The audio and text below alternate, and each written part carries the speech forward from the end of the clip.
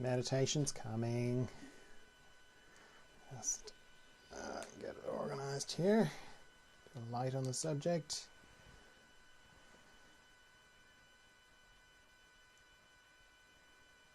What am I doing? Okay. Hello, Aslam. Now, okay, that's 2 out of 3. Just let me get Facebook up and sorted. Oh, actually, I've got to just turn off. If you're on Facebook, I'll be back in 1 second. I just got to turn it off and turn it on again.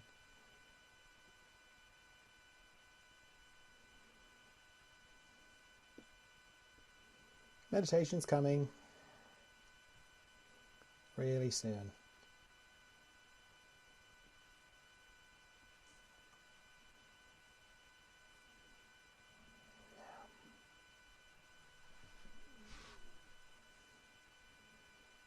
Hopefully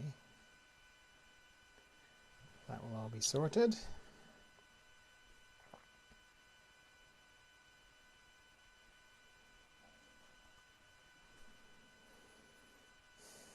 Just waiting on Facebook. Shall we start anyway? How are you? How's the day going? It's going well? I hope it's going well. It's fine if it's not. Not every day goes well, but I hope it is.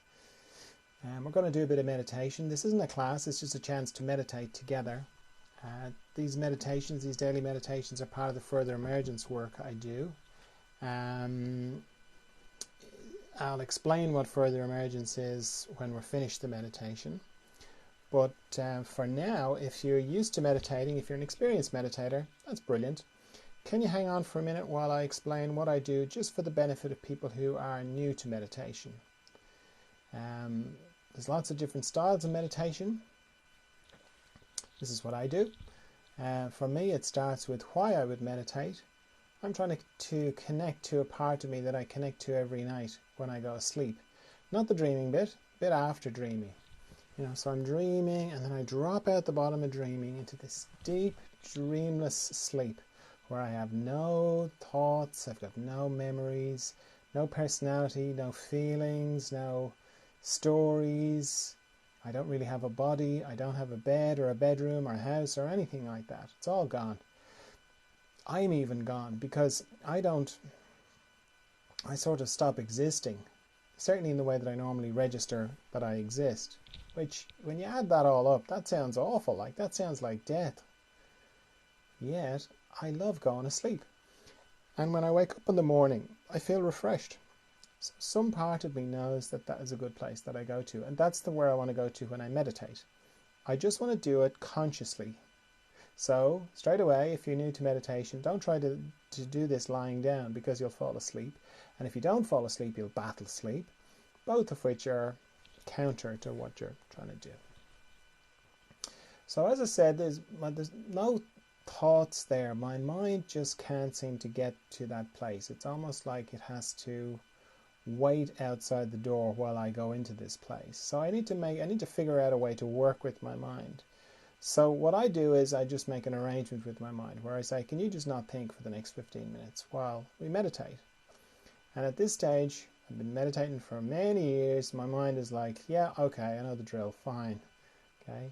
If you're new to meditation, your mind will be excited probably. Oh, in meditation, something new, something different. That's good.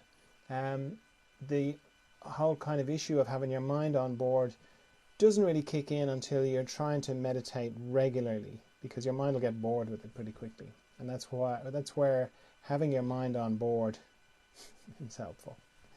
And if you're, I don't want to go into it now, but if you want to know about it, I can explain it later. How to do that, how to get your mind on board. So my mind's on board, great. Next thing, stop thinking.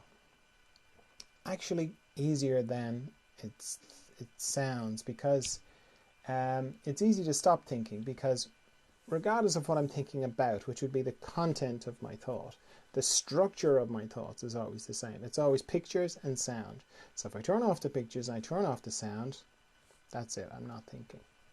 And as soon as I do that, as soon as I stop thinking, I'm in the practice of meditation. Now, the practice of meditation runs parallel to the intention of meditation. So the intention of my meditation is, as I said, to go to this deep, mysterious, profound, still, calm, Zen-like, I'm trying to think of all the other words that are used to describe meditation, that place. The practice of meditation pretty much starts as soon as I stop thinking, and it generally kind of goes, I'll turn off the pictures, I'll turn off the sound, so I'll bring myself to not thinking. Then some time will pass, I'll discover I'm thinking again. I'll be like, oh, I'm thinking again, right? Turn off the pictures, turn off the sound, bring myself back to not thinking.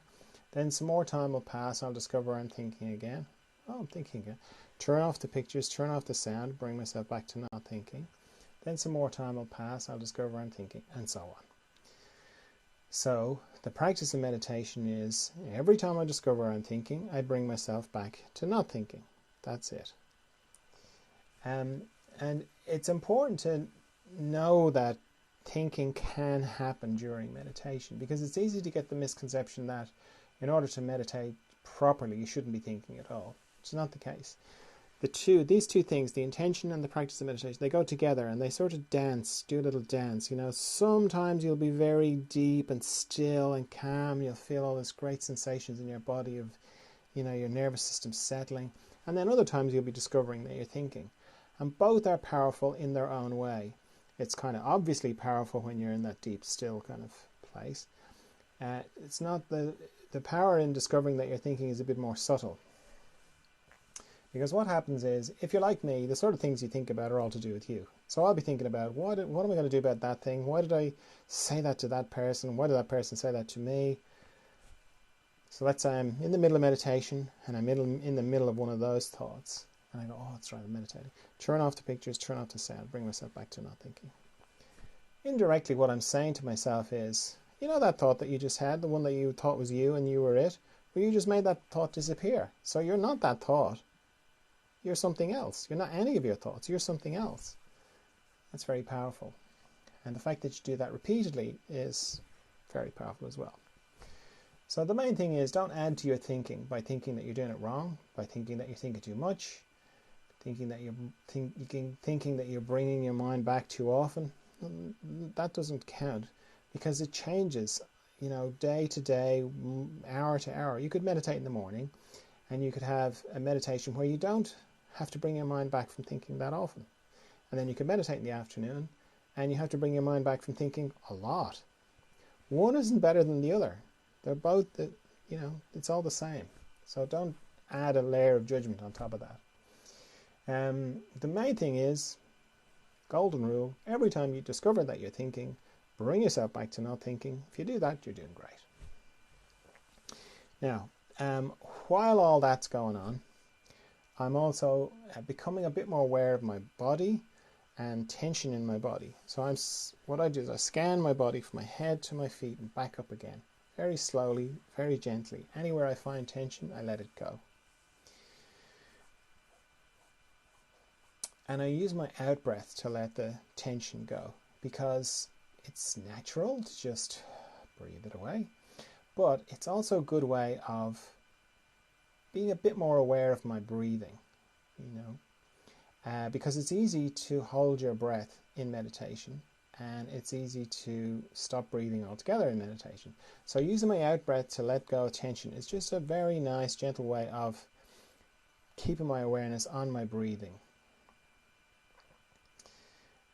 The other thing I'm doing is, as I'm scanning my body up and down, I'm also paying a little bit more attention to any structures in my body that go crossways. Mostly my body runs longitudinally, head to feet. But any structures that go across or transverse, they operate a little bit like a log going across a stream, where, you know, it picks up all the leaves and the twigs and the branches, anything that's coming down the stream. Except in my body, that's tension. So I'm spending a little bit more time on my eyes, that there transverse site, my jaw and tongue, the base of my neck, my shoulder girdle, all my joints, they're all transverse sites, so shoulder, elbows, wrists, fingers, fingers, my heart area, my respiratory diaphragm, all my intestines, my pelvic floor, my hips, my knees, my ankles, and my toes. having a nice quiet room is very helpful when you're starting out in meditation, because one of the things that triggers thoughts is noise. So as soon as you close your eyes, your hearing is going to amplify. So the quieter the room, the more you'll be helping your mind not think. And then the other thing I do to help my mind not think is I set a timer for how long I'm going to meditate for. So I'm going to set my timer for 15 minutes, but if you're new to meditation, I'd encourage you to set yours for 5 minutes and then repeat that 3 times, because 15 minutes is a long time if you're not used to it. All right.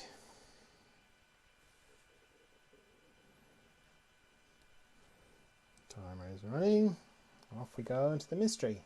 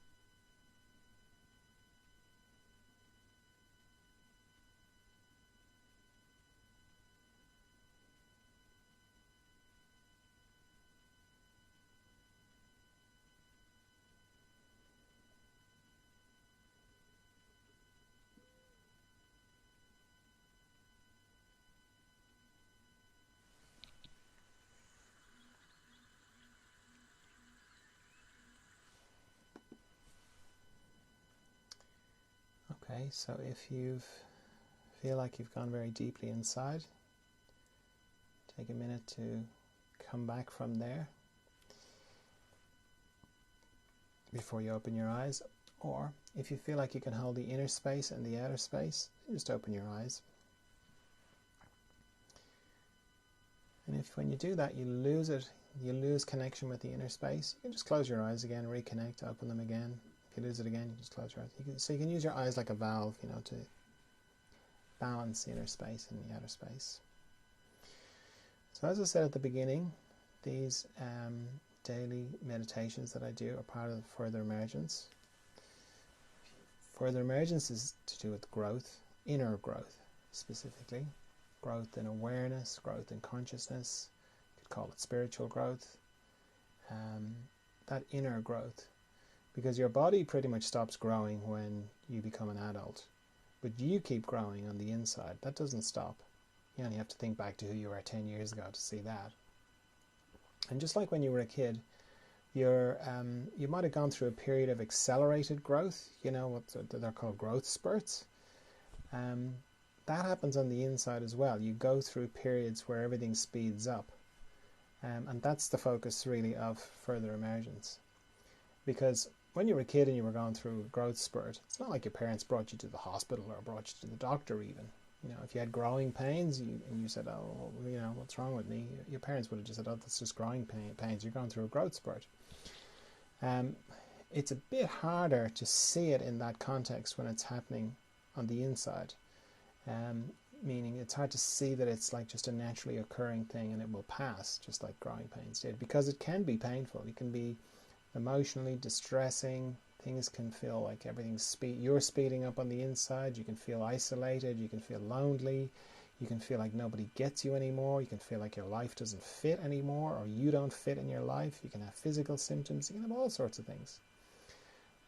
So there's a big space there to sort of feel like there's something wrong.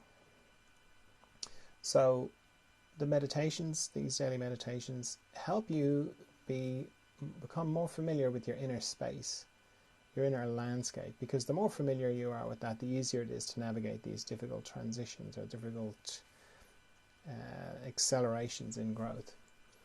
There's also a Zoom group every week. Just had one yesterday. They're on Fridays at 8 o'clock. That's Irish time. And they're a chance to meditate a bit more deeply, to talk it through, questions, answers, and also to see, I'm not the only person going through this. There's other people going through this. Because I've been through it myself many times, and I've helped a lot of people through it as well. You can the video from the different Zoom groups, they'll be in the feed of whatever channel you happen to be looking at this on. And the audio from those Zoom groups go to make up the podcast. And you're very welcome to come to a Zoom group. They're on the link. The Zoom link is on the website furtheremergence.com. Just look for Zoom groups, and you can come along. And then I work with people one-to-one as well. That's a combination of talking it through, questions, feedback, that kind of thing. And then there's a part of it where the person lies down and I work on their system energetically to sort of help their system to be the most harmonious it can be as it goes through this transition. I've written a couple of books as well. I've written 4 books. They're all roughly around the different aspects of Further Emergence as well. So if you're still with me, if you're still here, maybe something is resonating with you. Maybe something's ringing a bell for you to do with all of this. So I suggest you just listen to that voice and let it kind of tell you what the next thing to do is, whether that's just to do a bit more meditation, to check out some of the Zoom groups, to come to a Zoom group, to get in touch for some one-on-one, to maybe listen to the podcast, to read a book, any and all of those things, or none, whichever. So thanks very much for meditating with me, and I'll see you on Monday for some more meditation. Bye-bye.